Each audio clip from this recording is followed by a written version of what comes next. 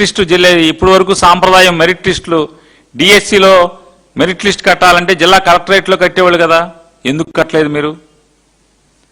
ఆంధ్రప్రదేశ్ రాష్ట్ర చరిత్రలో మొదటిసారి కదా ఒక డిఎస్సిలో మెరిట్ లిస్ట్ అనేది కలెక్టరేట్లో కట్టకుండా, జిల్లా కలెక్టర్ ఆఫీసులో కట్టకుండా ఆన్లైన్లో ఎందుకు పెట్టారు? కలెక్టర్ ఆఫీసులో ఫిజికల్గా డిస్ప్లే చేయాలి కదా, ఎందుకు చేయలేదు? ఇదే ఫస్ట్ టైం కదా. మరి ఆన్లైన్లో వచ్చినటువంటి ఈ నవీన్ టాప్ ర్యాంకర్ నవీన్ని ఎందుకు తీసి మళ్ళీ తీసేసి రెండో ర్యాంకర్ని టాప్ ర్యాంకర్ కింద ఎందుకు పెట్టారు? ఎందుకంటే ప్రపంచానికి దొరికిపోయారు మీరు. ఎస్సీఆర్టీలో అవుట్ సోర్సింగ్లో మరీ ప్రత్యేకించి ఈ డిఎస్సి నియామక ప్రక్రియలో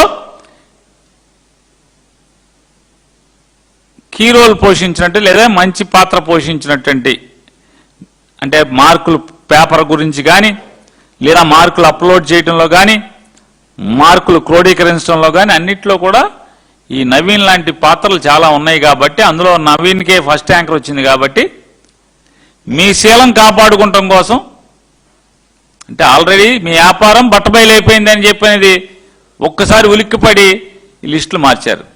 దీనికి సమానం చెప్పరు ఇప్పటికీ. ఎందుకు ఆ లిస్టులోంచి తీశారో కోర్టుకు కూడా చెప్పరు కనీసం. మాకు కాదు, ఆ నవీన్ అనే అతను కోర్టుకు వేశాడు, హైకోర్టుకి. కోర్టుకు కూడా వాయిదాలు తీసుకుంటున్నారు తప్పితే ఆ కోర్టుని కేసు డిస్పోజ్ చేయించాలి కదా. ఇదిగో మామూలుగా నవీన్ అనేవాడు మొహాన్ని కొట్టి, ఇదిగో ఇందుకు రూల్స్ ప్రకారం నువ్వు తప్పు చేశావు, అందుకోసం నిన్ను ర్యాంకు పీకేశామని చెప్పాలి కదా.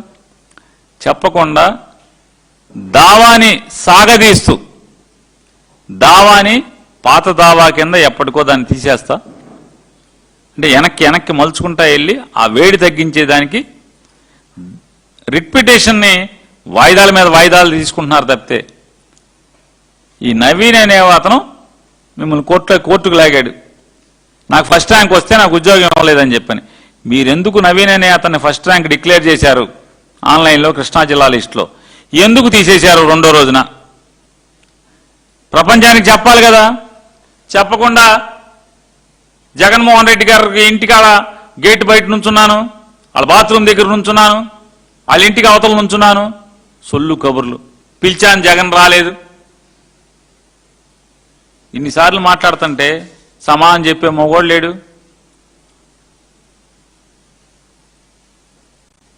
చర్చికి రామని అడుగుతున్నాం, చర్చికి రారు. ఇది తప్ప ఒప్ప చెప్పండి. అసలు ఈ డిజిటల్ యాక్సెస్ ఎవరి చేతుల్లో ఉంది? ప్రశ్నాపత్రం ఎంతమందికి చేరింది? లీక్ అయిన పేపర్ని పట్టుకుని ఎంతమంది పరీక్ష రాశారు? ఎంత డబ్బులు చేతులు మారినాయి? ఈ సమాజానికి చెప్పాల్సిన బాధ్యత లేదా మీ ప్రభుత్వానికి అంటున్నాను.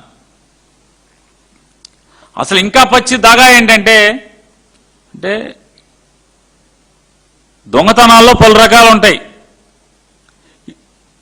అందరూ ఊరెళ్ళాక తాళం పగలగొట్టో ఇంట్లోకి దొంగతనం చేయటం వేరు. అసలు పట్ట పగలో అందరూ ఇంట్లో ఉండంగా, అందరూ ఇంట్లో మేల్కొని ఉండంగా దొంగతనం బరి తెగించి దొంగతనం చేయటం ఏమంటారు? బరి తెగించి దొంగతనం చేయటం అంటారు.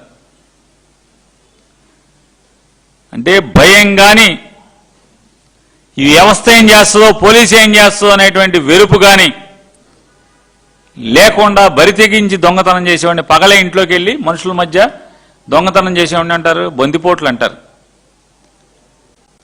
బందిపోట్లు అంటారు. అలా స్పోర్ట్స్ కోటా ఒకటి తీసుకొచ్చారు. స్పోర్ట్స్ కోటాని పట్టుకున్నారు టీచర్ల వ్యవస్థలో. ఏంటి అంటే అప్పుడు దాకా జీవో 74 ఉండేది. జీవో 74 ప్రకారం ఏంటంటే స్పోర్ట్స్ కోటా 2%. ఆ 2% కూడా ఎట్లా?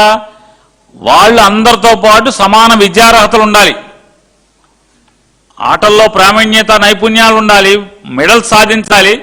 దాంతోపాటు వారు బీఈడీ చదివి ఉండాలి లేదా టీటీసీ చదివి ఉండాలి.